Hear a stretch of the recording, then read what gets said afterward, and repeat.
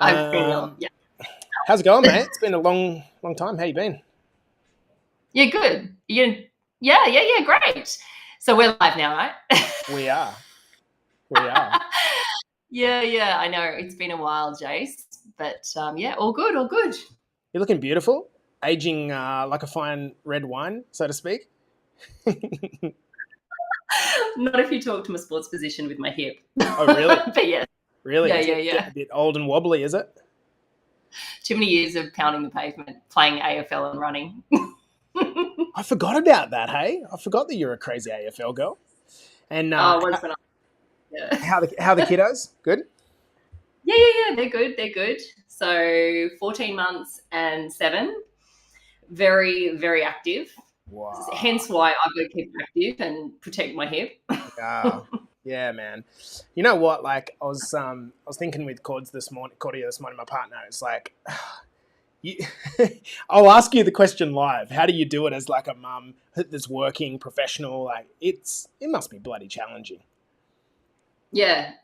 But particularly when he wakes up during the night, which is getting a bit easier now at 14 months. But I pretty much didn't take mat leave, like kind of 3 months, but being self-employed businesses, you just can't. So there was some days where I was like matchsticks, like just kind of hoping I was making sense. But it was definitely difficult, and it still is really challenging. But I don't know. Like I love them and I love what I do, so you just sort of do it. It's messy action, right? Yeah, exactly. So guys, hello, good morning, good evening, good afternoon, wherever you're coming in from. So we're going to kick this off in 1 minute. This is my very beautiful, lovely colleague, Shivaun. I'll introduce her properly in one moment. If you have any questions throughout the duration of the podcast, then absolutely drop them into the comments and we'll ask them either at the end or during. Are you on a time cap, by the way, I should ask? No, I've allowed like over an hour before my next client. We definitely won't need that. Just in case there's a couple of deep questions that we need to answer. So guys, please, jump in and ask any questions that you've got during the course of the chat. So, you ready to rock and roll, girl? Sure. Take us away. Let's do this. On the count of 5, 4, 3, 2, and 1. Welcome back to the Better Body Academy podcast. This is the podcast that you come to when you are sick of the dumb diets and unsustainable workout programs. And today we are joined by a lovely long-term friend of mine, Mrs Shivaun Conn. Shivaun is the Director of Discovery Health Coaching based out of Sydney. She's got more qualifications than any person should have, really. Accredited practicing dietitian, health coach, accredited nutritionist. She's the vice president of the Australian Society of Lifestyle Medicine. Presented on more stages than I've had hot dinners. And she's awesome. And therefore, you should listen. So Shiv and I first met back in, I was thinking it was like 2005, Shiv. You reckon? It was. Yep. Yeah. Yep. I was trying to count back the years today. It was my first job out of university. We worked for a company that ran on-site health programs, predominantly at mining companies at the time. And most people kind of go their own way when they leave different jobs, but her kind of mix of kindness, outgoing, bubbly energy, kind of really what you'd want from a health professional, kind of a mix of like professional and casual. We stayed in touch. And fast forward 20 years, we're now 40-something, got a couple of kids each, and every time, maybe once a year in between multitasking, we get to exchange a Facebook message and talk. So this is the first time we've actually caught up a lot. So before we go into some questions, I want to give you the context of why I asked Shivaun onto the podcast. I've had a number of conversations recently with clients who were basically saying, look, I know what to do, but I just can't bring myself to do it. That's the basic frame. The psychology of this fascinates me. How can someone say that they are ready but kind of be unable to move forward, even with their life at stake sometimes? So I contacted Shivaun. She's an expert in behaviour change, and thankfully she accepted so we can have an open discussion. So team, please welcome Shivaun to our podcast. Good morning. How are you? How's your 2024 been so far? Yeah, great. Yeah. Thank you for that intro as well. Good. So good to finally be doing this. Yeah. How many years? almost 20 years, isn't it? Yeah. Oh, that's making us feel old. But I always say the moment you feel the creak in your back, you've got to correct it and say, no, that's good. I'm good. That's not age. That's just like temporary. So Like here. I know. We've got to digress. Okay, all right. So let's go into from a high level. I'm just going to go like straight for the throat, right? Great. Why do you think it is so hard for some people to change? Very top level, like, is there a kind of something that comes up that's like, why is it so hard? Look, firstly, I'm going to say at some point in everybody's life, not just some people, things are hard to change.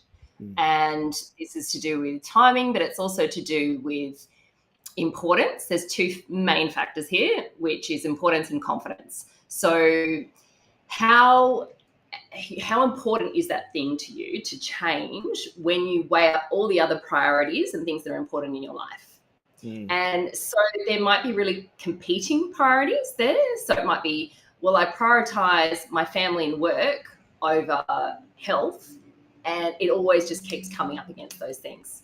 Or it might not be importance at all, and it might be to do with confidence. So it might be that I just have quite low confidence in my ability to change, start change, maintain change.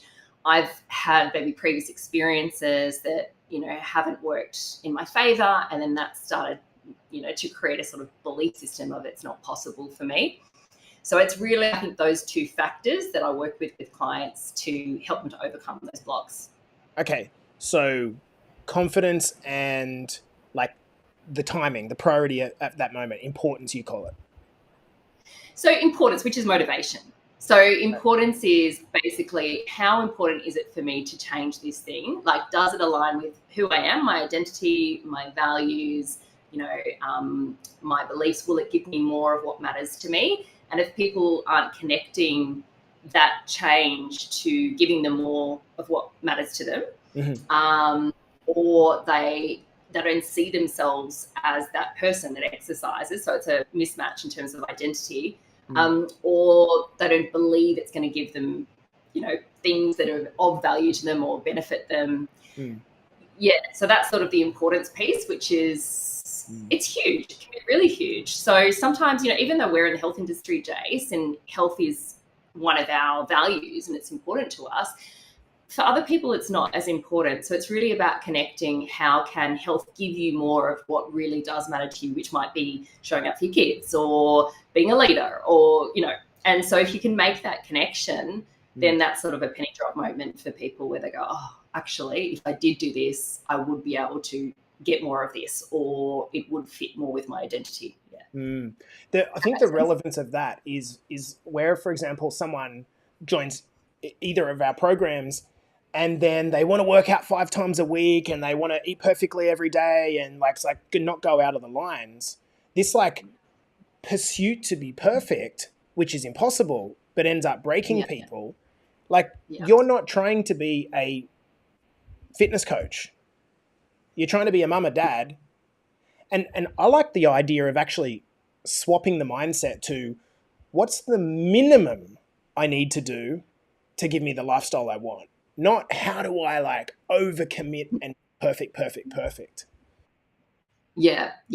And that's the interesting thing. Sometimes people can go in guns blazing, and they also have this perception of, to be healthy, I need to do this, and this, which either can stop people because it can be too overwhelming and, oh my goodness, that's how on earth could I do that with my life and whatnot. Or they go in guns blazing and then life happens, because we know that there's sometimes when life is a little easier and there's times when life can get tougher, and it's when life gets tougher that the wheels fall off, and then people go, oh, what happened? Like I relapsed, went back to my old behaviour. But as you say, if you can kind of break it down and go, you know what, like as long as every day you are doing something towards that optimal version of yourself, that you've identified what you want and how you're going to get it. Things like if you're, for example, want to have more energy and you've worked out you want to be fitter, even like I've got a client at the moment where she's got a sit-stand desk, and just for her standing a few times throughout the day, that's a vote for that, what she wants, for that person she wants to be. We've talked about her just, going for a walk around the block before she gets coffee. That's a vote for her being that fit, healthier person, because she can't always get to the gym and do that full hour she wants to do. So what can she do the other days? And that means she's still taking those steps towards, that end goal.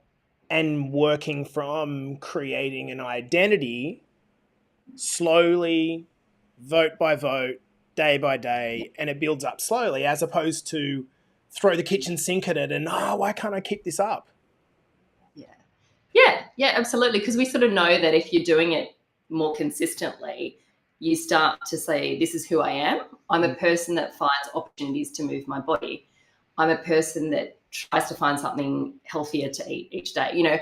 Each day, if you're finding those opportunities to move, you're making that healthier choice. That means, over time, you're solidifying that as that's the person you are.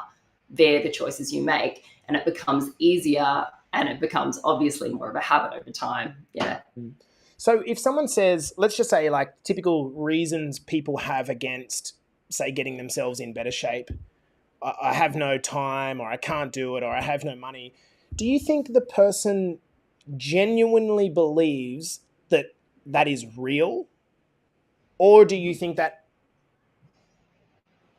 because there seems more to the picture than that, based on what you've said then, it's not like they're almost a facade. The feeling of I've got no time, which is based on, in order for this to work for me, I've got to be perfect, as an example. When you think about something like I've got no time, well, you have to eat. Most people have to eat at some point during the day. You can eat this thing or this thing. They take equal amounts of time. But I think at a really, like, superficial level, I don't know, maybe it's the confusion of the fitness industry. There seems to be this, like, barrier to entry into it. This is only worth doing if I could run the 100-meter sprint in less than 10 seconds. It's not like that. How can you encourage a more progressive, gradual approach? How do you get a client to open up their mind to this idea that it's not about massive change? Look, it all depends on where someone's at and how ready they are to take action. And, in terms of, I guess you sort of break it down for someone and say, well, where are you at now? How do you view change? Because that's really important. Everybody views it differently, like, on what it has to look like. Mm-hmm. And what are the reasons why it has to look like that for you? Oh, because I'm an all or nothing person, or I'm a black and white person, or when I'm all in, that sort of thing. And that's great. So what happens though when you're not in? And what are the triggers that lead to you falling out of that habit or the behavior? And what is it that you put in place to not fall out of it, so that you're not, all out or we go the black and white, kind of thing. Is there a way that you could still feel like you were fully committed to what you want to achieve and it be sustainable? Like, so you really just have to support someone, like I'm speaking from a coach here, but to break it down into, getting someone to have their own insights and aha moments around, right, okay, so there's some really good things about what I do with my all-in approach. However, I kind of don't want that anymore. I'm sick of going on and off diets. I'm sick of, like, starting and then it all becoming too much. Getting really clear on that for someone to say, what do you want then? Yeah, well, I want to actually be able to stick with this. I want to actually, feel like I'm getting results and, not being snail's pace, but I don't want to keep falling off the wagon. All right, so how do we make that look, how do we start with that and how do we keep that going? And you just kind of work with someone so that they can kind of go, all right, well, it's okay if I miss a gym day. It doesn't mean that I'm throwing in the towel. Just sort of saying, okay, well, what does it mean if you miss a gym day? Okay, well, is there anything you could have done instead? If not, because some of my clients I work with are super, super busy and they're traveling and, it's really, really hard, but maybe they could walk around the airport a little bit or whatever. There's usually something actually you could do unless you're really sick or whatnot in terms of, say, moving your body. But we really kind of break it down into, all right, how do we keep this going? I don't know if that's making sense, Jace. No, it definitely does. So do you see, like, is there a major personality trait or a common theme that kind of seems to come up with people who struggle to implement change. I mean, I think the one that you've just touched on then around having a very black and white approach to it, that just seems to be the thing that stands out to me as being like, when someone, we do an intake, for example, we do a kickoff call and someone says, look, I'm a really black and white person. It's just like, you need to know that up front. I'm either all in or all out. So in this, I'm all in. Yeah. Is that like, do you see that in addition to that, is there anything else that a person might want to think about, which is like, maybe a trait might be worthy of letting go? Well, like that all in one, whenever someone says that to me, I don't just go, oh, okay, great. I go, oh, that's really interesting. Okay, so then beyond my program or beyond that, what would that look like for you? Or how would you keep the momentum going? You know, I'm always sort of testing those mindsets around, you know, outside of that, how are you going to still get what you want? You know, in terms of, so that is, I guess, one sort of trait or mindset. I think, you know, what you said, is there something that always kind of comes up for someone? Like, is it to get started or continue? Yeah, I think the thing that okay, so one of the things that I notice is that people, when they're struggling, tend to recite into themselves. And that feeling of being like, what's wrong with me? I'm broken, I'm dumb, I'm stupid, very self-condemning. There must be something wrong with me. And it creates these feelings of like I'm broken. It's just like, and because I'm broken, I feel very lonely. I'm lonely in the fact that, am I the only person in the world that just keeps fucking this up? But then when we have our mastermind calls, which are our small group calls, we start to realize that nearly every person, the reason that they kind of got themselves into a place of bad shape is that it started off with a trauma that has gone years without being reconciled. Oftentimes there's some kind of event which was the catalyst, and the food was the crutch almost. Yeah. Look, I'd say, look, everyone goes through, I don't want to pinpoint someone because everybody I work with have difficulties at some stage in terms of creating change or sticking with change. I think it's a human characteristic to have self-doubt or to think maybe I can't do it. But there's definitely, I've got some people that have more experiences of where they may have had some trauma or chronic stress, or, you know, may have tried several things before. Maybe some people have told them some things, they've been brought up a certain way. So it's really, I think, around those belief systems that, you probably heard limiting beliefs, those stories people tell themselves, those perceptions. They're the things that come up that say, you can't do it, or you always fail, or you're not good enough, or here you go again, trying at something and not following through. And, like those kind of thoughts basically say, keep people stuck. And the big thing with change is that if we are feeling negative, we're not feeling good about ourselves, we'll stick our heads in the sand. We don't want to feel like that for too long. So that means we will retreat. We might go away from that healthy behavior we were trying to do because it doesn't feel good. It's reminding us that we can't do it and that we're going to fail again. So what happens with change to keep feeling good and to build resilience and pushing forward is recognizing these thoughts that are, usually not really founded in evidence. They might have protected us at some point in the past, but they're really not useful anymore. All they're doing is sabotaging our efforts and making us feel bad. So just really getting curious about them, that whole you are not your thoughts. But recognizing when that comes up and go, and this is a mindset with my clients, they get really curious going, oh, that's interesting. I'm saying this thing to myself again, which sabotages my, efforts here. Okay, why is that coming up for me? And getting really the first step is not to judge, because when we judge ourselves, then we block curiosity and we block change. So that's so important. If you're trying to change a behavior and you are judging yourself, you are going to block change. So, you'll hear that thought come up and go, instead of judging yourself, and that thought go, oh, that's a well, that's an interesting thought. It's not really helpful. It's not really making me feel very good, is it? What do I want to do with that thought? Can I replace the thought? Can I just sit with it for a bit? Can I let go of it? Can I do something that's going to distract myself or more proactive? But I think that's the first step for clients, is really creating that awareness and having that kind, compassionate, curious mindset to know that, you don't have to keep believing that story for a start. Just get curious about it, and that's the way we can start to move forward, and we can start to build more positive thoughts, and we can start to build a new story. And as a coach working with someone, I can say, well, what would be a thought that would actually make you feel a little bit better?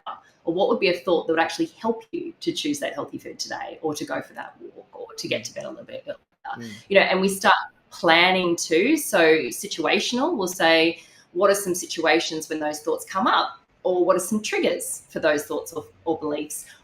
So if we look at your week this week, are there particular situations, are there particular triggers that might happen? What will happen? If that situation happens, what's a thought that could be more positive thought? Or if those negative thoughts come up, how are you going to deal with them? And we work through that in a bit of detail. So a client kind of goes back out into the world, practicing, curious, a little bit of a plan. And we always say, when you come back, even if things didn't go according to plan, as long as you stayed curious and you're aware, then you're always moving forward, even if you didn't actually take any, I would say, inverted commas, like action, like making the healthy salad or going to the gym. Yeah, so it's being able to catch the thoughts as they happen. And you might end up for example, I know sometimes I end up in personally a reactive pattern or a self-deprecating pattern.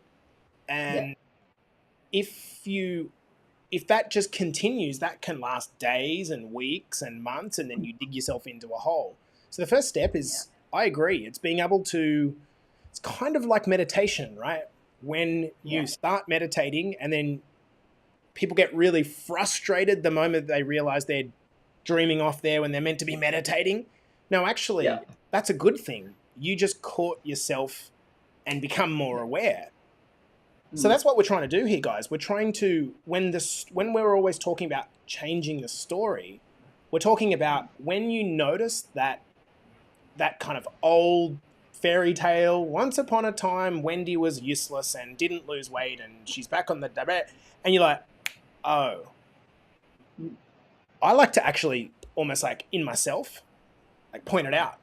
I'll say to myself, and typically the one that always is me is like, oh, you're getting old, Jace. Like, you're getting old. I'll reach over and do the creaky back, like, oh. And I'm like, oh, you're getting old, Jace. And I'm like, no, I'm not getting old at all. This is a reminder that I need to work on my mobility. So it sounds like a silly example, but I just don't let that thought catch hold, because the moment you start to believe in that, you start to endorse it, you start to look for evidence to support this negative version of yourself.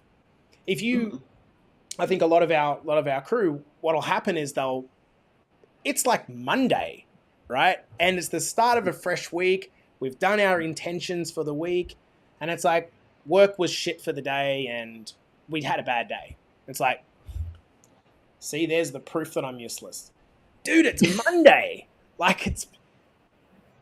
Don't write off the rest of the year yet. So do you believe in proactive strategies like meditation, affirmation, to be able to try to start to recondition in new thoughts? Do you think that they're useful? Absolutely. Mindfulness and meditation. Most coaches have been trained in that as well. So because you're right, it helps us to catch, like what you said, when you're trying to meditate and you catch a thought and you go, oh, that's interesting. I was thinking about that. All right, I can just let it go, refocus. And it's the same, when we have that awareness of our day to day, because we can get caught up, as you say, just doing the same thing. We get caught up with the same thoughts that tumble into a certain belief. So when we have that practice of, staying present and being aware and going, okay, that's interesting. That thought's not me. It's just something that has been playing like a broken record for a while. That really does help, that sort of practice of mindfulness and meditation. And as I say, I always say to clients, like, be like a a scientist. Just be really curious about yourself and what you're doing and what you're thinking, because if we don't have sort of data to work with, then you can't really create change and have those insights. And often my clients go back and go, I really didn't realize that when I got in the door and my husband said this to me, I felt this way, and then I had the glass of wine, and then I had the, like, it just gives you some information. And if you've got that information, you can go, all right, well, what do I want to do with it? Yeah, I love that. So, okay, to a slightly different topic. When people say, I've just got this mental block, how do you interpret that? Like, what is a mental block? I'm just trying to think of someone that maybe, a person gets to a point where they know they need to change, but they just can't get themselves to move. Can you? I know it's going to be different for each person, but what do you think's happening there? Is it a combination of, I've tried so many times before in some circumstances that I've learned to just completely distrust myself. I don't think I can follow through. Is it an element of fear? What if I start and then fuck it up again? Then I'll be an even bigger loser. Like, what's happening here?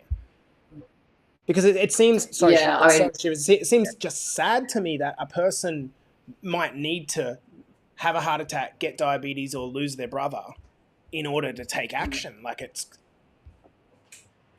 obviously that's why the message that we're trying to carry through here. Yeah. Well, I mean, the first thing is, as you say, like, what is the mental block? Like, what's getting in the way? What's coming up? I'm going to take a guess again. It's going to be belief systems and thoughts that are getting in the way, with that mental block, like what you just said. Like, I still can't do it. I've tried everything before. I know what to do, but, I'm not doing it, or I can't do it. But again, it's going to be going back to those two concepts we talked about. It will normally be importance or confidence. But if someone's saying, I really want to do this, Jace. Like, I've committed the money, I've bought the gym membership, I've done all this sort of stuff. I just can't. When people say I can't, that's confidence. That's what we call low self-efficacy. That is a belief system that I cannot do it. I do not have the ability to take action. And that can be, a combination of things, really. Like, it can be, obviously, as we said, the belief systems, like the thoughts, emotions, all that sort of stuff stopping. There can be other blocks that contribute. It can be literal physical blocks, maybe, not supportive environment. I know, like, in your programs, you have a really beautiful supportive environment with coaches and the whole, everybody supporting each other in there, which is fantastic. But I actually think the main blocks are what we've been talking about. They are literally those belief blocks that need to be broken down, so that you just kind of go, where did it come from? Question your beliefs first, question your mental blocks, go, what is it that's getting in the way for me? Why is it getting in the way for me? Do I still need part of that too? Like, it might be like, I want to show up for my kids, and that means I need to spend all weekend with them. Or I can't do it because I've got too many things going on in my body and with my kids and my life at the moment. It's absolutely impossible for me to carve out time. Break it down in terms of, okay, so there are things that are still important to you. Would doing that behavior, positively impact them, negatively impact them? How would it, work together? How would it maybe improve them? Because sometimes people don't see the two working together. And I see this with, like, people and kids, like, and then they sometimes have a shift of, oh my goodness, if my kids saw myself taking me time, they'd think it was okay for them when they grow up to take some me time and to go and walk or whatnot. So it really is sort of, digging in to that block, questioning what's going on there. I guess sort of, if you're doing it yourself, just kind of really, really unpack all the evidence for the block, evidence for and against it. What do you want to hang on to? What do you want to change? What are some things that you could try, could think, and start sort of experimenting. What are the things that will help you to move forward, I guess? Yeah. One of the challenging things about this is that it's hard work. Like, Yeah. it's hard Yeah. work, and to like to let's just say it's a busy mum that I know. For example, my sister, she's got a baby that's 1 year old that she's at the mercy of whenever baby wants to wake and baby wants to sleep, and she's got to work in between whenever she can, and it's like the concept of getting some spare time to awareness to kind of work on some mindfulness is almost like it feels like it's a blip. Mm. So again, I think we've got to come back to some basic principles that you don't need to be sitting down for 30 minutes trying to do a meditation. That No. Yeah. like that is just, it's going to be very difficult to carve that out of your day.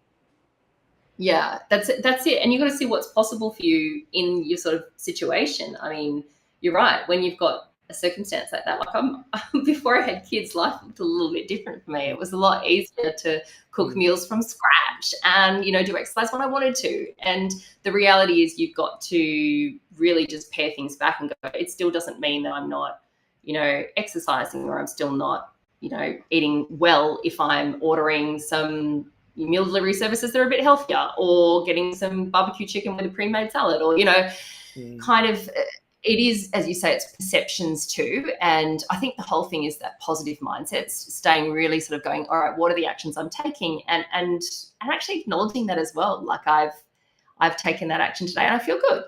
I've taken it, I've had that, like I've used my sit stand test. That's a vote for me being a more active person and a person that's got better mobility.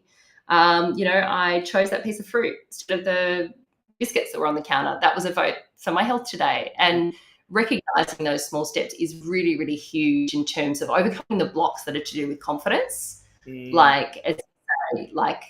Yeah, sometimes we kind of look at the end goal and go, oh my goodness, I have to get over there. How on earth can I get over there? But you get over there by doing small things consistently.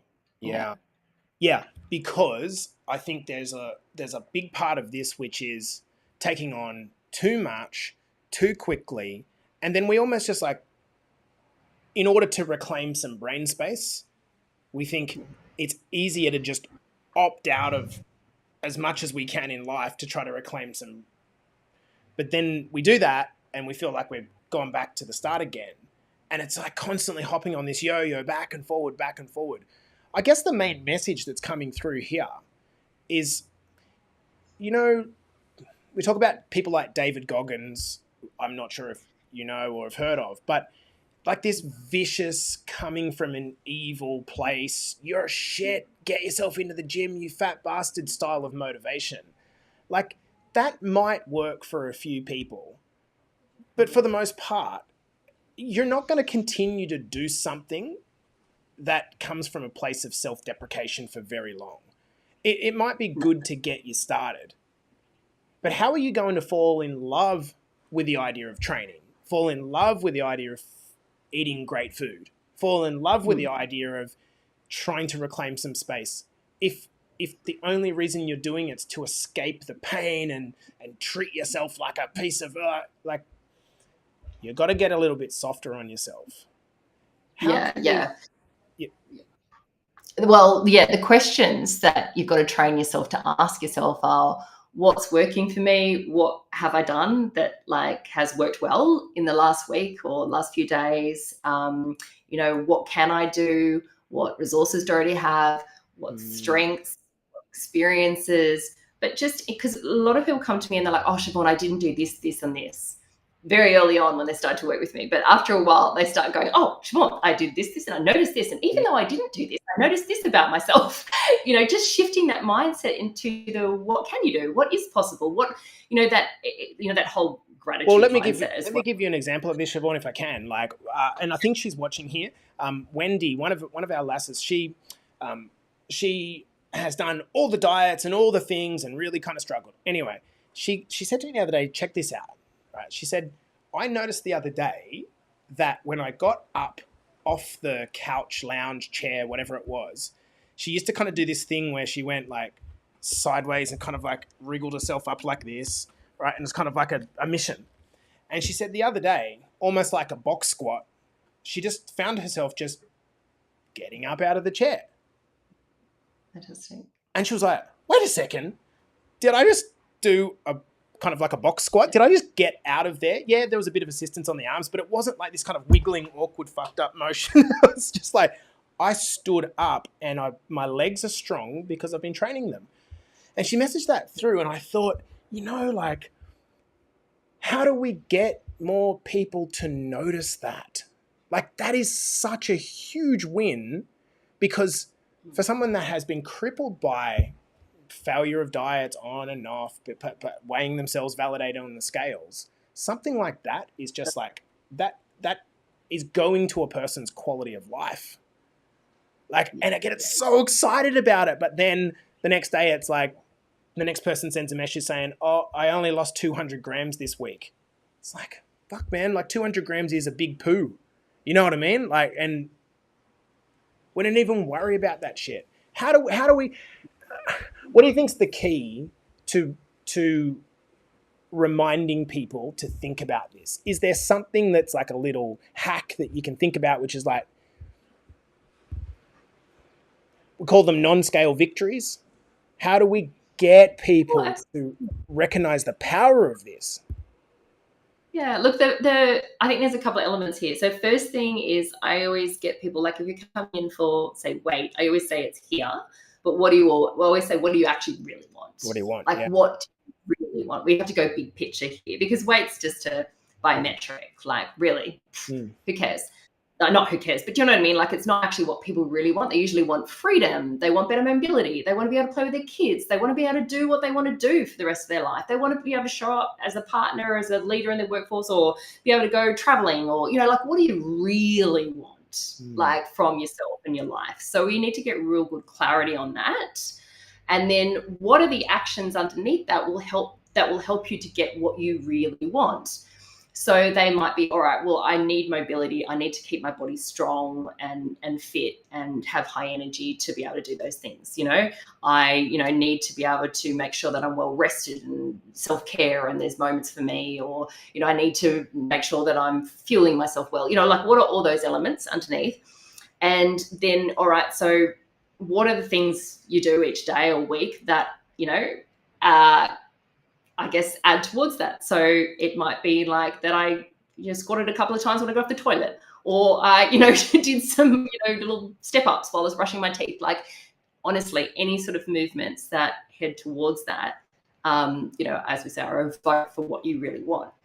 And then celebrating those, really recognizing that, and what we say about that awareness, like being really aware of, how you're feeling, and what, as we say, your thoughts and feelings, but also, changes as well.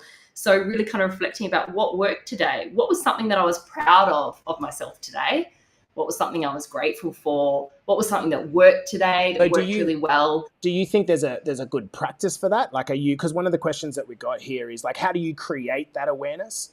Is it journaling when things go off track, setting alarms to stop in the moment? Like, what do you think is the best way to kind of capture that?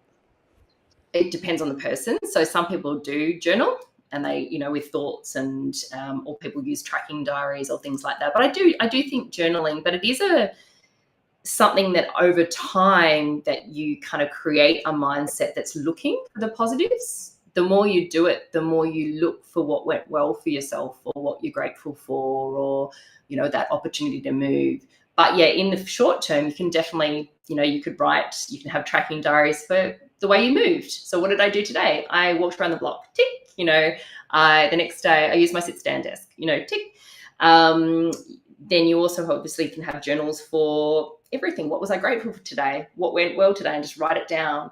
There's, I was looking around because I've actually got, where is it? There's like little diaries you can, Kiki K and things. This is a habit planner diary. And there's certain things you can purchase where you can actually track these things and write down your thoughts and what worked well and all that sort of stuff, or you just create your own. I think that maybe one of the mindsets is that this is so small and insignificant that it's not going to get the weight off me now.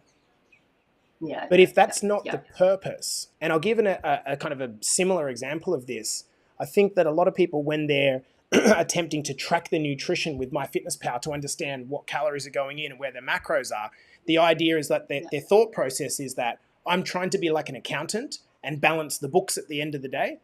What if you just Yeah. drop the need to balance the books, and instead the entire purpose of you tracking was so that you actually started to understand what calories are in the food you're eating? It's about becoming aware of the food that you're putting in your mouth, not trying to make the books balance at the end of the day. If you start doing that and you start being aware, oh, that's a banana, that's 100 calories, oh, that's a piece of fruit, that awareness contributes. And this is where you're building up an identity. Question or comment, rather. By the way, guys, if you do want to ask any questions, we can take some questions if you've got any. This Can one I here, comment on what you just do? please do. Just before you move on about tracking.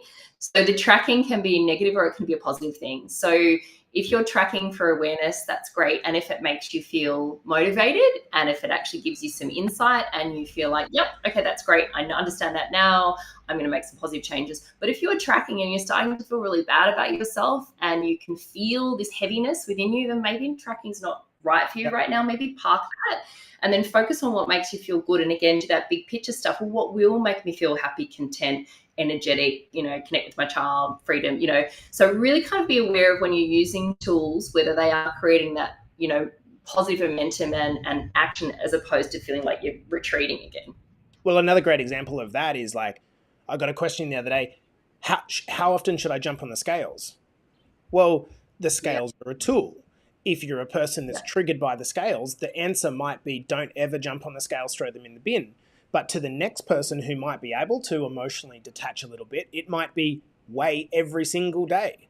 It's going to be individual. And this is where we're talking about, like, I think of this awareness almost like you're in a dark room and the light is just starting to come on. And the things that you're tripping over normally start to become apparent to you because the lights are coming on.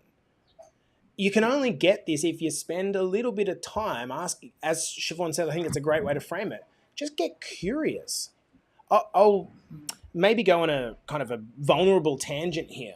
When I went through a breakup, was drinking way too much and probably doing naughty things, I started to ask myself, like, why am I doing this? I'm waking up in the morning. It's not making me feel good the next day. It doesn't make me proud. It's impacting my life, but I'm still doing it. Like, why am I doing it? And it was only through the process of, that's a weird fucking thing to do. Why would you do something that doesn't make you feel good the next day? Like, why do you do that? And I think a lot of people have this problem with alcohol. Why do you do that? People might have the same problem with sleeping around, taking drugs, whatever the thing is.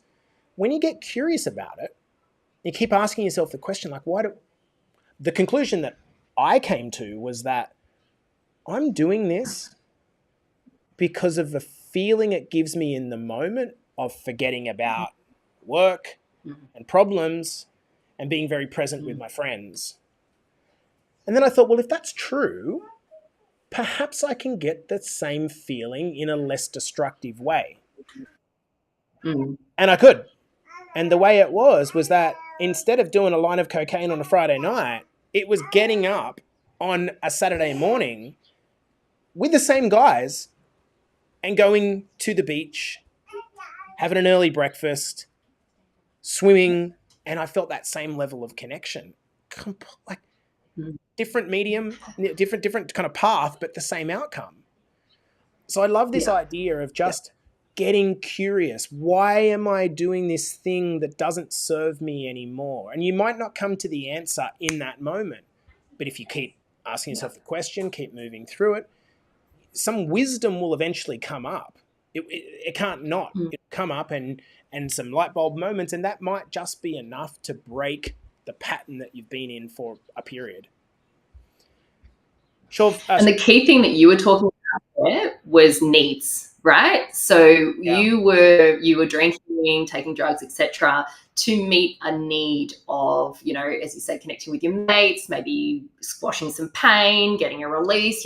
There were sort of needs that were getting met by that behavior, but then it was also really clashing with some other values and needs that you had too. So that's when it starts to get uncomfortable. You're like, core values about who I am, like morally are against who I am, right? Yeah, like, what the fuck am I doing? So absolutely. So when we're having this old solution to a problem, which it was a solution to a problem for a period of time, but it wasn't really a great solution because of obviously the long-term impact. So you kind of go, what are my needs that I'm trying to meet at the moment? We're sitting on the couch, with not going to the gym, with eating those chips on the way home, like all those behaviors you want to change. What is the need that you're trying to meet with them? Can it be met in another way? So that's part of it.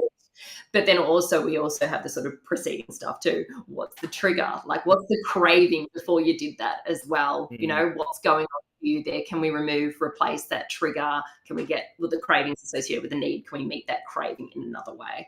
But yeah, but as I say, it all boils down to us getting curious and understanding that patterning of how I'm developing that behavior or habit, what's preceding it and what need is it meeting and reward am I getting from it? Can I get that met in a much better way that's going to align with all of my values and my identity and what I really want? I feel like with this real part of our conversation, we're kind of breaking something, because I just don't think that the real part is, like, no one inherently wants to be sitting there like smashing themselves with food or feeling crap on the cat. No one wants that, but we're doing it, and we're doing it for a reason. And getting curious about that reason, I think, is a great. A couple of questions, mate. I don't think you can see them on your screen, but I'll ask. Yeah. I know lots of women, so this has come from, I think, maybe one of the coaches, that have committed to the program or other programs in health and fitness, but don't want to tell their husbands in fear of failure. What would be your advice on that? Yeah, look, I have this as well. And usually I'll work with them. Like, I'm not going to force them to tell their partner about it, but it's really interesting. Sometimes we will start to have those discussions as we go on around, like, what would happen if they found out you were doing this, and what sort of support would they provide, and what, what are the reasons why you feel like you want to keep it to yourself for now? And it usually is things like fear of failure and not wanting to have tried something and then, have the whole, oh, you tried something again and it didn't work out, that, because sometimes we have people around us that are supportive, but we also have people that, can say these things that sabotage us and that play into another belief system, because we might have that core belief too, that maybe I can't do it. And if I tell somebody else and I don't do it, that's going to feel even worse about myself and solidify that belief. So I'll respect the fact that maybe people don't want to tell people for the interim, but gently work with them over a period of time and see if there is a way that the other person could provide support. Usually they end up telling their partners at some stage, or their partners notice, because they're like, hey, 10 kilograms lighter, like, what happened? Yeah. Okay. Look, final question, unless you've got something you want to talk about, that I want to ask is, at what point, okay, so I'm trying to preempting here a couple of people that might be like, yeah, but I still just can't do it. At what point is there a need to engage kind of therapy, psychology in this? What point do you think? Or how do you deal with it? Yeah. So sometimes people are really quite stark, and if they haven't actually, if there's some mental health concerns going on there is maybe some trauma that's happened that they haven't quite processed or moved past, then it is going to be very difficult for a person to move forward. So there is a point where perhaps, maybe psychologists, therapists could help someone unpack some of that in order to move forward. So I think, coming from a coach perspective, I'll usually talk to someone around their stuck, like what's getting in the way for you there. Unpack it a little bit in terms of, are there things that you've felt that you could try, or is there evidence of previous experience where you could change that, and just sort of see if they're starting to possibly think forward yet, or whether they're still really stuck in that moment. As a coach, I'll hold the space for them and say, what do you need right now to move forward or feel better about that? When you do feel like that right now, what helps? So if someone's quite agitated, I can see you're feeling a little uptight today. What would help you to feel more relaxed? So yeah, like, I mean, as a coach, I work with people to sort of see if there's something I can do to help them within the consult to get back into their body, to feel a little bit more relaxed, because we can only really create change if we are not in a like hyper or hypo aroused state. Like, if we're a little bit more calm, we can be creative, think about change, how we're going to do it, because we need to plan, use our creative part of our brain. But if we're in a state, we really can't change. So if someone can do that, or they can use meditation, or practice, go out for a walk, or they might have their own strategies to get themselves into a better state. But if a person really just doesn't know and they're really stuck, and that's the time where I refer on. Or if you're listening and you're feeling that way as well, potentially it might be a time to get some support to work through some of previous trauma or previous experiences, to enable you to feel like, you know what, I can not necessarily let it go, but be okay with it here, to be able to then take those steps forward. But yeah. One of the things that's just in you talking then, one of the things that's come up for me is that I think a lot of ladies will very much resonate with this, but a lot of the guys will be like, nah, I'm just a pussy. I'm just a fucking fat pussy, right? I just can't get my shit together. Yeah. And I think that is based on this idea that men are just meant to just have it together, and they're meant to be able to just like man up. And I just don't think that's a very good way to solve it, boys. If you've been, think about the reasons maybe why weight gain has been created. It's probably, you probably didn't want it. It probably happened because you were trying to keep the family afloat, perhaps financially, support, you're working long hours, you're commuting an hour a day up and down the freeway, and like life just got on top of you. And like it does for most people, the first ball to drop is the health component. That doesn't make you a failure, doesn't make you a pussy or an idiot. It just makes you a flawed human being like all of us, a normal human being. So the worst thing you can do is just remain trapped in that story of, oh, I should have done better. You know what? Change takes time. Change can take decades. But the decision to change, in my opinion, can be made in a moment. I really do believe it can be made in a moment. The decision to change. You saying to yourself, you know what, like, this doesn't really serve me anymore. It's time to do something about this. That doesn't mean that you go 0 to 100. It means that you start working through, we're not going to go into it now, but the various stages of perhaps looking for the right fit style assistance along the way. Have you got a supportive network? Talking to your partner and opening up about this, getting a little bit vulnerable, God hell. But staying the same and then passing that on to your kids doesn't seem like a very productive way to go about it. Yeah. Before we wrap it up, is there kind of anything that you think we've, like a piece of the jigsaw that we've kind of really missed out here in terms of what's worth mentioning, discussing?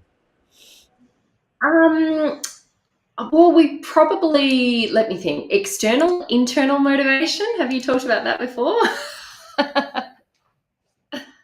Maybe we should touch on it. Yeah. At a brief Yeah. go. Yeah. Okay. So, like, what happens usually when people want to create change is they usually look to external motivators, right? External motivators are, say, a number on the scales. They are someone going, well done. Usually health professionals praising, etc. They could be to avoid punishment from someone going, oh, you've stuck on a bit of weight, haven't you? Whatever, whether that comes from a family member or a medical professional. Well, I wouldn't say it that way, but yeah. So that sort of external motivation is we're doing it for something outside of ourselves. Whereas the internal motivation is really we are doing it for ourselves. So we are doing it because these behaviors align with that ideal version of myself, who I am, or who I see myself, or that future version of myself that I really want to step into. I'm doing it because it really matters. And by behaving this way means I show up as a great dad, a great mum. I show up as someone that role models the behavior I want my kids to see, whether it's taking time out for myself, whether it's, going for a walk and looking after myself, whatnot. That really kind of that internal motivation is really like, I am doing this because it is me. It's what I value. It's how I want to show up, right? So really, when people start making changes, you need to be working on both. You can, obviously, internal motivation is the more important one. That's the one that's going to create sustainable change. But most people need a bit of external motivation as well. Especially a lot of people need, especially at the start. Yeah. So that can come from support networks like what you've got in your program, with other people cheering you on and being there for you. It can be from coaches and health professionals, but it can be you, setting those little goals and accountability trackers, all those sort of stuff that keep you on track. But my point here is that internal motivation is very, very important. You're getting really clear on your big picture why, getting really clear on, not just about hitting a number on the scales, but what do you actually want from your life and why does this matter to you? And being clear in the beginning, but keeping on revisiting that as well. And that's why I talk about those little actions. So just because you're not seeing a number on the scale, that doesn't negate, the behaviors you've done. The behaviors you've done have been votes for you being a role model for your kids, have been votes for you doing something that'll create a bit more energy and a little bit mental space for you. There've been all those sort of things that are beyond, one little number there on metric. So I think that's really important for people to keep that in mind, that they're, working on that real kind of internal stuff as well. I love that so much. And the reason I love it is because I think there's an intricacy that I would love to just touch on. A lot of people, when you say to them, what's your why? Like, what's your big thing? They'll say, my kids. Yeah. And I think the intricacy here is, yes, it's for the benefit of their kids, but the intricacy is that because you want to feel integral about yourself, the kids having a good life is the byproduct of that. So if I think about, like, why do I eat healthy and go to the gym? It would be easy to say because I look at my kids and they're beautiful and want them to have a good life.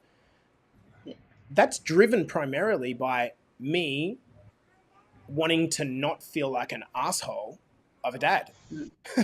And that's internal motivation. That's not for them. They benefit. I don't get up in the morning and go, I'm going to the gym for my kids. I'm like, holy shit, if I don't go to the gym, I won't be able to keep up, which will take away from my self-integrity, which will give them a lifestyle that's less than they want. It's not for the kids. They're the... And I really think that getting to, like, and a lot of people might think that that's selfish. I think it's a very feminine trait to feel like any time away from my kids is like at the expense of my kids. No, because when you show up in the version of yourself that you love yourself when you look in the mirror and you feel great about yourself, and if that comes at a 1, 2, 3 hour cost per week and you can work that somehow, what an investment. I always think to myself, if you were to ask your kids, what would they prefer?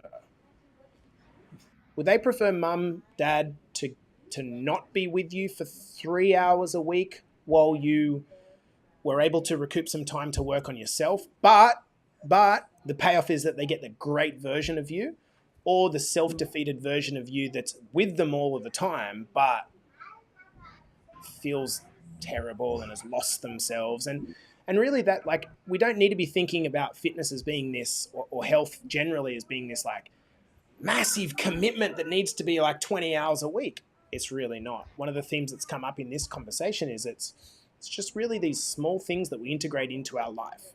Even if you can't get to a gym, what can we do in the home base? What can we do with our kids? How can we integrate it into our life as opposed to, so it's part of our identity as opposed to this thing that I have to do?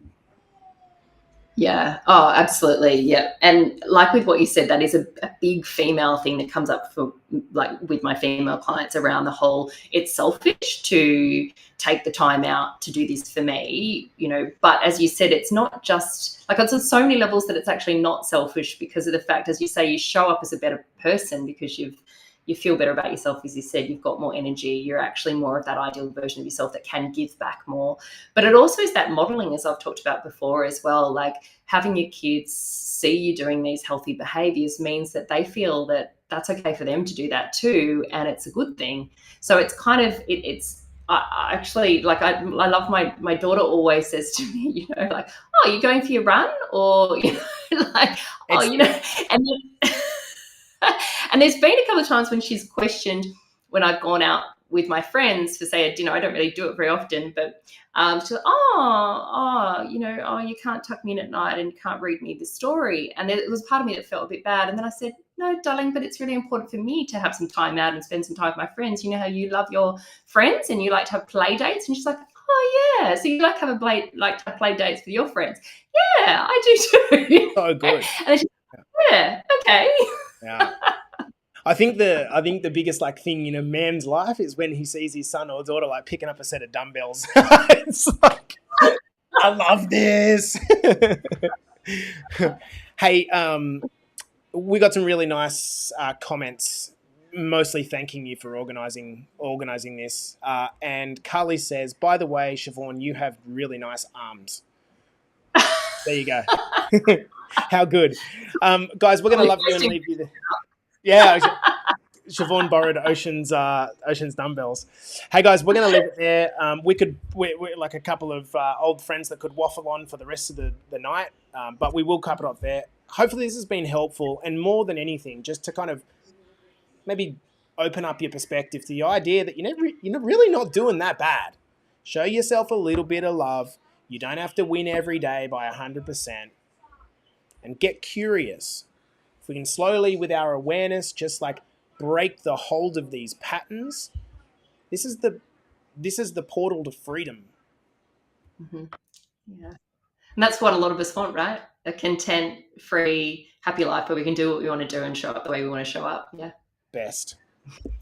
Guys, this has been the Better Body Academy podcast, coming to you at a special time today, just because Shivaun doesn't like doing things outside of work hours. I've got boundaries, guys. Let's do that as the next podcast. Smart, very smart. I'll see you guys in the next episode. Peace.